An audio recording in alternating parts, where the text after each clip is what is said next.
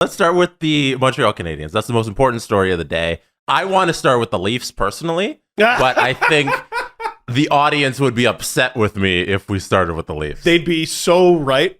To be upset with me? Oh, yeah. I'm a Leafs fan, and they're like the seventh thing I want to talk about. Okay, but point on that. People don't give the Leafs enough credit. We'll get to that in the second segment. But let's delay the Marc Bergevin talk.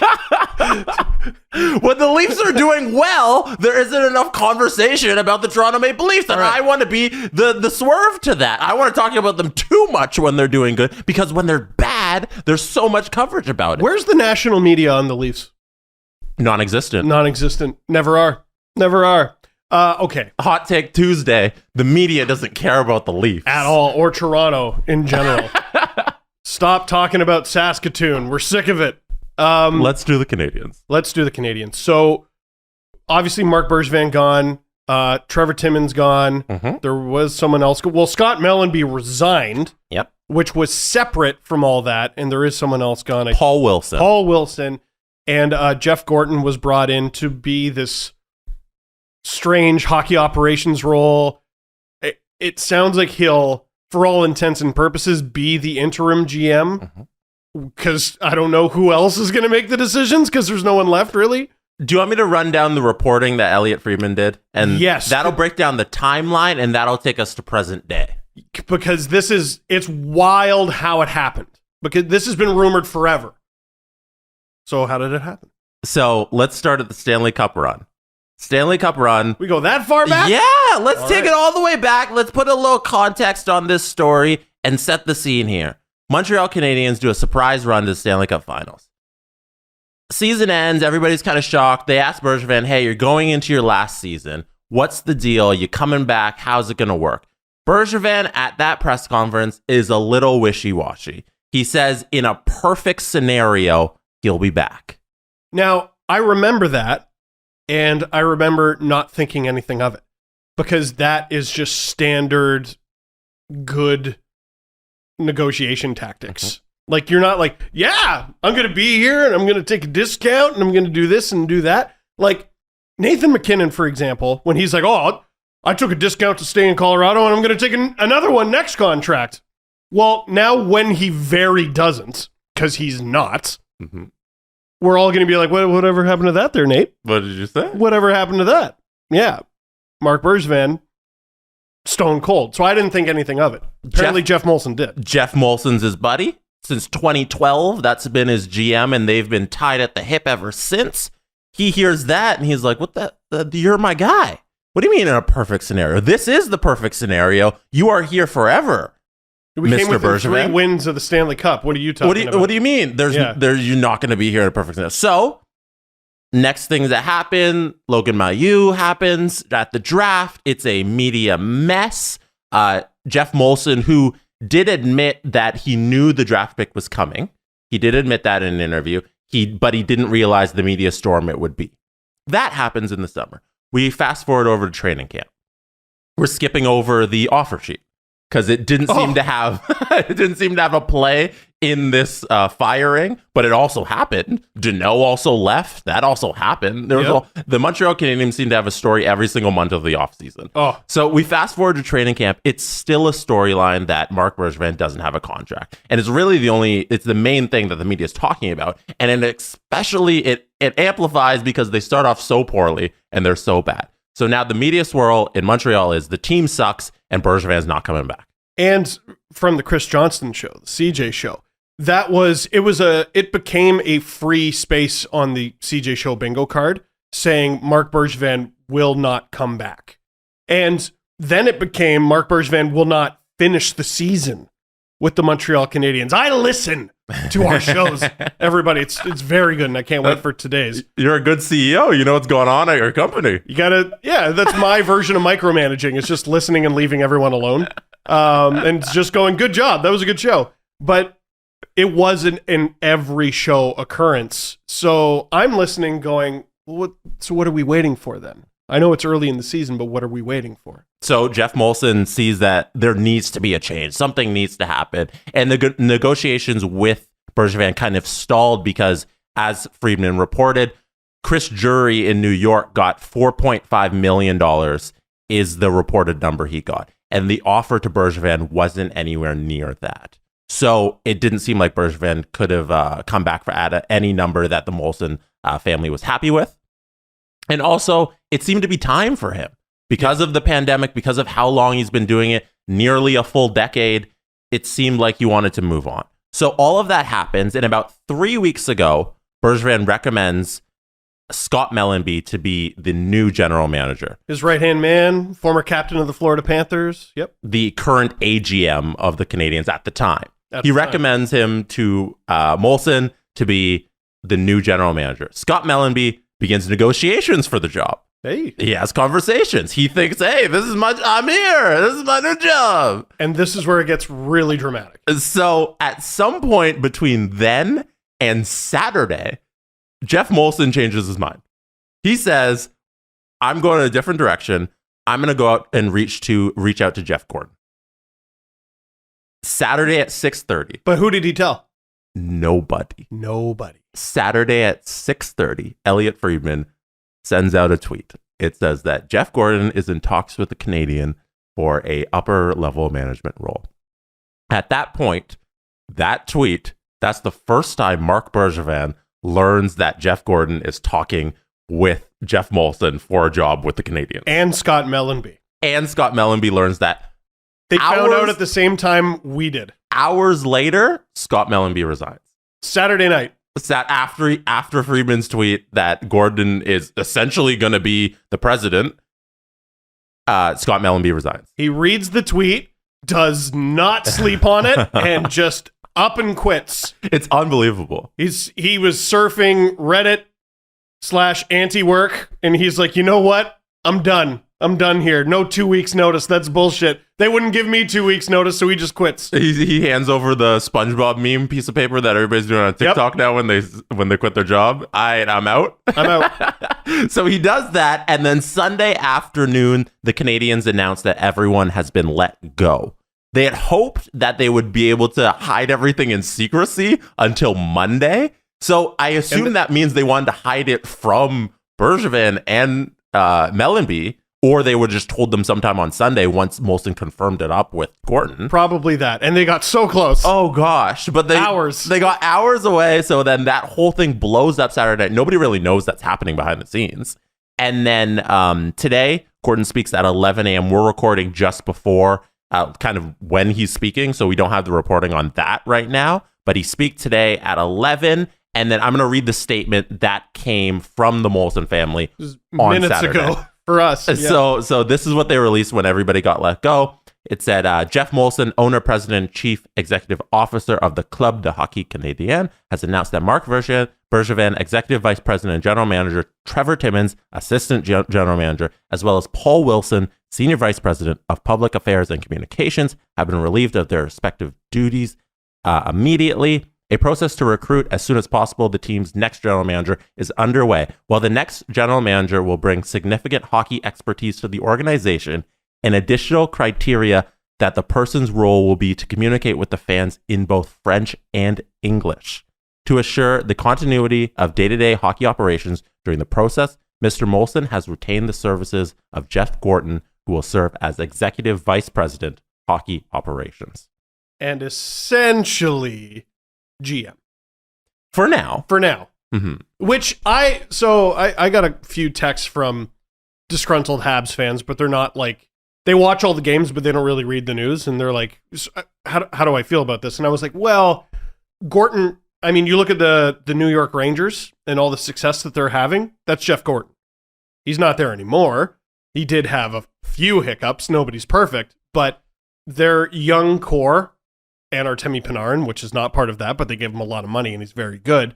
That's all Jeff Gordon. So if you're the Montreal Canadiens, who are not very good right now, and you already have a stockpile of draft picks and prospects, that's good news, I think. It's Jeff Gordon, it seems like, has a universal thumbs up rating right now. Nobody's upset that he has this job. He's in a really unique role, and if this was going to happen, to me, he's the guy. To me, that's good news for the Montreal Canadiens and their fans. It makes sense. And it seems like the position that the organizational structure that they're setting up right now is something similar to the Toronto Raptors, where Masai Ujiri is the president and has overall control, and Bobby Webster is the GM. But nobody really looks at Bobby Webster as making the big deals. Ever. I didn't know for like a solid year and a half after he was made GM. Yeah, Bobby Webster is the GM of the Raptors, not Masai. I didn't know that. When the next general manager comes in, it sounds like he's going to have a Bobby Webster role, to put it in that context. Interesting. You're going to hire a French-speaking GM, but Jeff Gorton's going to oversee this operation. Jeff Gorton's going to be the hockey man who's going to make the overall see the organization, where the organization is going to go in the future, build the core of the franchise. And then you have the face who's going to do the media stuff. Because everybody keeps saying Jeff Gorton doesn't like to talk to the media, doesn't like to be out there in the open. But he should be running this team because he's the smartest man in the building right now. So they were 32 Thoughts. They were running through some of the prospective candidates. And based on everything that we were told about Jeff Gorton and the way he operates, it's just crystal clear will not work with Patrick Waugh. No. It's not going to happen. Jeff Gorton's going to be like, hey, Patrick, here's what you're supposed to do.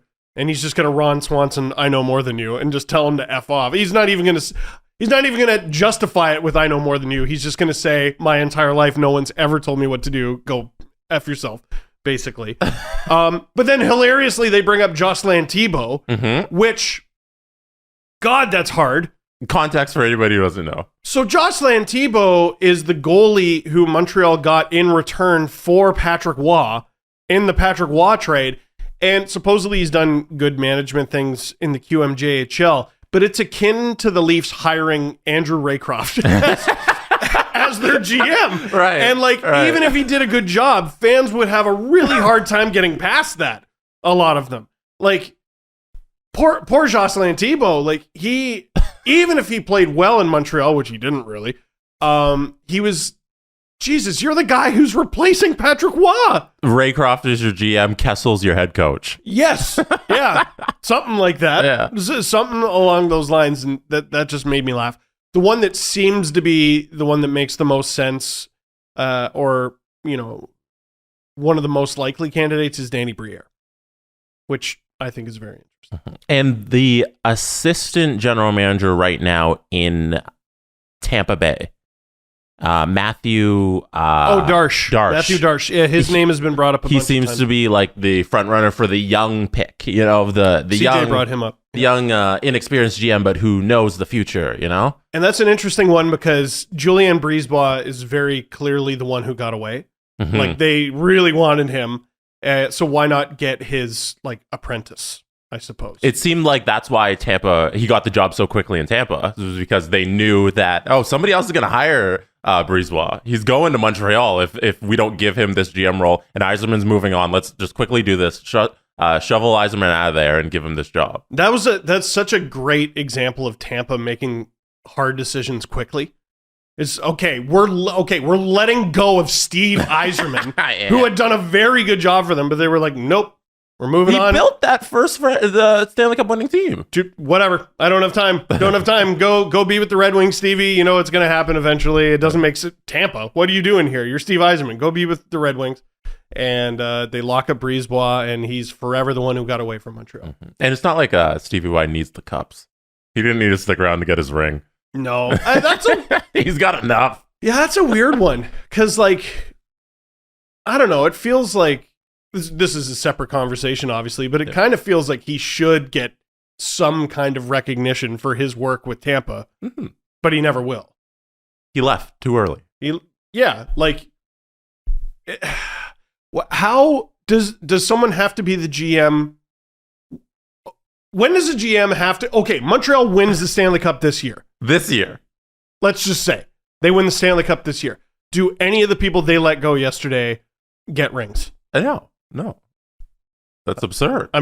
It's their team. They built it. Yeah, that's not how GM role works. I'm just saying. So let's focus in on the pieces that were let go. Yes. So Trevor Timmins is most famous for not being able to answer a question and having the world's longest pause. That is his recency bias legacy. He was known as like a pretty good drafter, and then people, on the internet went digging, and they're like, actually, no, he's not really. But that was something that it caught my attention yesterday because now with the Logan Mailloux draft pick, we have hindsight, which is not something you ever have in the moment. Mm-hmm. And having a hindsight on it made it so much simpler for me because a lot of people tried to justify that pick.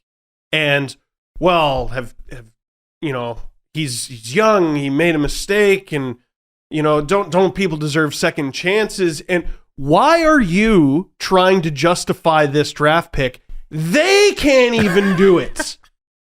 What are you trying to justify this draft pick for? The Montreal Canadiens, the team who picked him, when asked why they picked him, when he specifically asked not to be picked, couldn't answer the question. Couldn't find an answer, yeah. And Trevor Timmins has been in that job for a long time.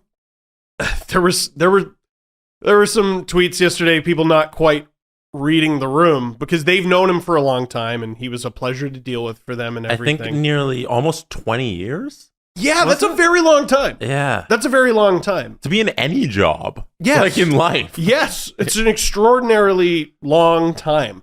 But the recent thing with him is that damning clip. It's awful. It's really bad, and no one wanted to hear any Trevor Timmins well wishes yesterday, and it's because of that clip. This is a person that you shouldn't know the name of. This isn't a public-facing person in the organization. He's a scout draft guy. He's on the floor. He's making tough decisions to pass them along to the GM, and you never want him to make news. And he did this offseason, and I wonder. They speculated on 31 Thoughts. We keep bringing it up because Elliot Friedman did wonderful reporting on this story. And they speculated if the Mailloux pick had anything to do with all of these three gentlemen being let go. And, I don't see how it couldn't. Well, so the GM is supposed to be the representative of the owners. And the owner shouldn't be blindsided by anything. Hey, you're about to make this pick. This seems like it could be a controversial thing. I need you to sell me on this, right? I'm willing to bet Marc Bergevin sold Jeff Molson on it, or their staff, or whatever. They had to collectively sell this to the owner. And it immediately blows up in their face. And if you're Jeff Molson, first of all, you're an adult. You should know better. But second of all, that's the reason you hire people and employ people is you want their expertise. What do we always say about owners, and what are we shouting about with the Aquilinis? You don't know what you're doing, so hire people who do and get out of their way. So that's an example of an owner hiring people he trusts, and he has a long working relationship. And I have a long enough working relationship with you that I trust you're going to make the right decision here. So go ahead. And it explodes immediately. And if you're Jeff Molson, how do you not feel kind of betrayed? If that makes sense. I trusted you. And look what happened. You sold me on this, Yep. And we look awful. And now I'm on the 8th hole. I'm not even at the 9th hole, and I got to step off, and I got to issue a statement. Mm-hmm. You interrupted my rich person life. Isn't the whole point of being rich that I don't have to worry about anything? And you screwed it up for me, Mark.